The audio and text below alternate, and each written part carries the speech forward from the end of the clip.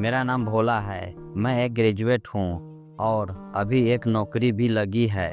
नौकरी लगते ही घर वालों को अब मेरी शादी की जल्दी हो गई है। मेरे मना करने पर भी वो रिश्ता देख रहे हैं। मामा के कोई पहचान वाले से एक रिश्ता आया। मामा को रिश्ता बहुत अच्छा लग रहा था। लड़की भी अच्छी थी। फोटो मामा ने मुझे दिखाई। मैंने एक नज़र देखी और कहा कि मामा आपको शादी की इतनी जल्दी क्या है। लेकिन मामा नहीं माना। बोला इस रविवार को लड़की देखने जाना है। मुझे पता था मामा नहीं मानेंगे, इसलिए मैंने ज़्यादा माना नहीं किया। हम लोग सुबह 10 बजे लड़की वालों के घर पहुंच गए। हमारे ही गांव में वो रहते थे। हम सभी हॉल में बैठे थे, तभी प्रिया चाय लेकर आई। प्रिया मुझे देखते ही पसंद आ गई। अपनी फ़ोटो से भी ज़्यादा सुंदर लग रही थी। कुछ फॉर्मेलिटी के बाद हम दोनों को बात करने के लिए अलग भेजा गया। कुछ देर कमरे में खामोशी के बाद प्रिया और मैंने एक दूसरे से कई सवाल किए। मुझे वो अच्छी लगी। बाहर आकर मैंने मामा को हाँ कह दिया। मुझे ऐसा लग रहा था कि उसे और उसके घर वालों को भी मैं पसंद हूँ। उससे मिलकर हम लोग अपने घर चले गए। लेकिन शाम होते होते एक अजीब सी बात ने मेरे दिमाग में घर बना लिया। मुझे लगने लगा कि मैंने प्रिया को पहले कहीं देखा है। फिर मुझे लगा कि ऐसा तो हमें बहुत लोगों के साथ मिलकर लगता है, और आजकल तो सोशल मीडिया पर हम कोई है तो शायद कहीं प्रोफाइल देखी होगी। यह विचार फिर मैंने हटा दिया। लेकिन बेड पर सोते वक्त भी मुझे लगा कि मैंने उसे कहीं देखा है। प्रिया का नंबर मैं लेकर आया था। रात में मैंने उसे फ़ोन किया। पहले थोड़ी बातें की, फिर उससे पूछा कि तुम फ़ोटो से पढ़ी हो, क्योंकि मैंने अपनी पढ़ाई कोटा से की है। इसलिए मुझे लगा कि वो भी कहीं कोटा से तो नहीं की पढ़ाई। उसने मना कर दिया, बोले नहीं, कोटा कभी कभी ही जाती हूँ। बात देखा जाए तो बहुत छोटी थी, लेकिन मुझे अब वो खटक रही थी। मुझे कुछ याद नहीं था, लेकिन ऐसा लग रहा था कि पता नहीं कैसा, पर मैं बस जानना चाहता था कि मैंने उसे कहाँ देखा है। प्रिया से 2-3 बार और मिलने पर मुझे यकीन सा होने लगा कि मैंने इसे ज़रूर इससे पहले कहीं देखा है। मैंने प्रिया से बहुत सवाल किए। उससे पूछा कि क्या वो मुझसे पहले किसी से प्यार करती थी या उसका कोई बॉयफ्रेंड था। प्रिया ने मना किया, कहा फ्रेंड थे लेकिन बॉयफ्रेंड नहीं था। प्रिया खूबसूरत थी। अब मुझे यह लगने लगा कि वो मुझसे झूठ बोल रही है। मैं उससे मिलता और बातें भी करता था, लेकिन अभी भी वही सवाल था कि मैंने उसे कहाँ देखा है। फिर मैंने अपने दोस्तों को सभी को प्रिया की फ़ोटो दिखाई, यह कहकर कि मेरी शादी होने वाली है। मैं यह भी सोच रहा था कि शायद किसी और ने भी प्रिया को देखा हो, कि वो सब भी मेरे साथ ही पढ़े हैं, लेकिन किसी ने नहीं कहा। बहुत दिनों की इस परेशानी को मैंने हल करना चाहा। मैंने सोचा चाहे जो हो, अब मैं इसे सीधे बात करूंगा।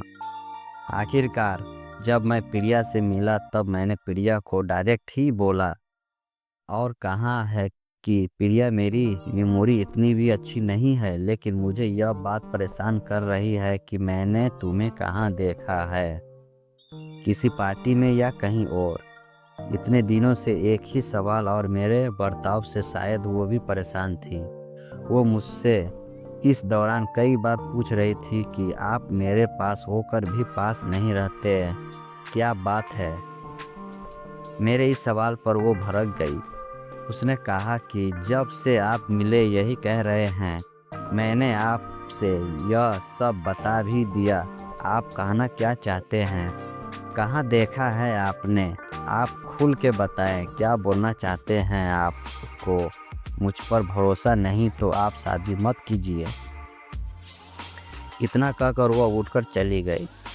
एक तरफ मेरी माँ शादी की तैयारी कर रही थी, दूसरी तरफ हमारा झगड़ा हो रहा था। अब मैं सोच रहा था कि शायद हमारा कुछ नहीं होगा। अब 3 से 4 दिन हो गए, प्रिया का कॉल नहीं आया। मैंने भी उसे नहीं लगाया। मुझे समझ नहीं आ रहा था कि मैं इस बात से इतना परेशान क्यों हो रहा हूँ। फिर मुझे सुबह प्रिया का फ़ोन आया। उसने कहा कि आपसे सवाल का जवाब मैं देती हूँ, आप मिल सकते हैं। मुझे आपको कुछ दिखाने के साथ समझाना भी पड़ेगा। मैं प्रिया से मिलने गया। उसने कहा कि अभी मैं कुछ दिखाने वाली हूँ, उससे आपको याद आ जाएगा कि आपने मुझे कहाँ देखा है। इतना बोलकर उसने अपने बैग से मोबाइल निकाला और उसमें एक वीडियो क्लिप दिखाई। वीडियो में मैं था जब मैं कॉलेज के लास्ट ईयर में था। तब एक रेस्टोरेंट में 5 से 6 लड़कियों बेवजह मेरी टेबल पर आ गई थी। मुझे लगने लगी कि मैं उसकी फ़ोटो ले रहा हूँ। मैंने मना किया तो उसने बहस हो गई। प्रिया बोली कि मैं उस समय फ़ोटो अपनी कजिन बहन के पास गई थी। वो सोशल मीडिया पर वीडियो अपलोड करती थी। उस समय मोबाइल मेरे हाथ में था और मैं वीडियो बना रही थी। तुम्हारे बाल उस समय बड़े थे और करीब 2 साल पुरानी बात हो गई, इसलिए मैं तुम्हें पहचान नहीं पाई। वहाँ सब जानते थे, रेस्टोरेंट वाले भी। वीडियो ख़त्म होते ही हम तुम्हें सॉरी भी बोलना, लेकिन तुम तो बहुत डर गए थे। तुम्हारी तो बोलती ही बंद हो गई थी और उठकर चले गए।